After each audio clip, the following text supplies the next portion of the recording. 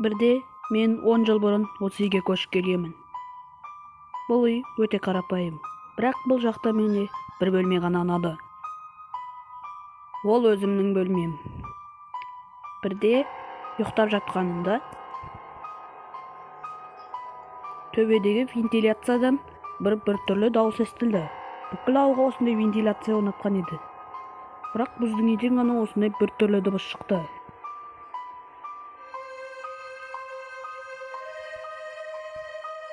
Ертеңіне әкем екеуміз оны тексермек болғанбыз.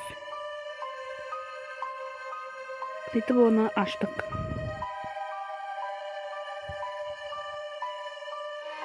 Мен өзімнің міндетімді атқарып отырдым. Бірде вентиляцияның төбесіне қарағанда ол жақтан бір арық, тістері үшкір, көздері бақырайған әрі қорқынышты бір адамды көрдім. Ол маған қарап күліп тұрды. Мен одан қатты қорқып тұрдым.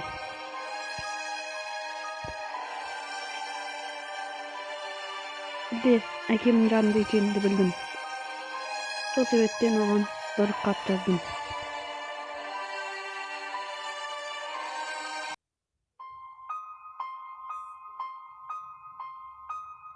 Және оған бердім.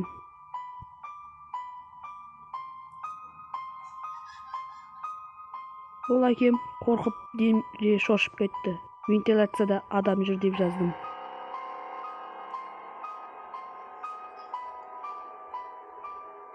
Бұл хатты оқи салысымен әкем сразу полицияларға қоңырау шалды.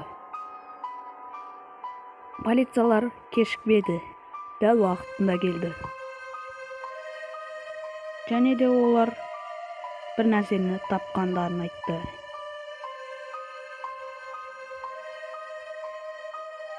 Ол бір арық адам екен. Беттері қара, бір түрлі қорқынышты адам.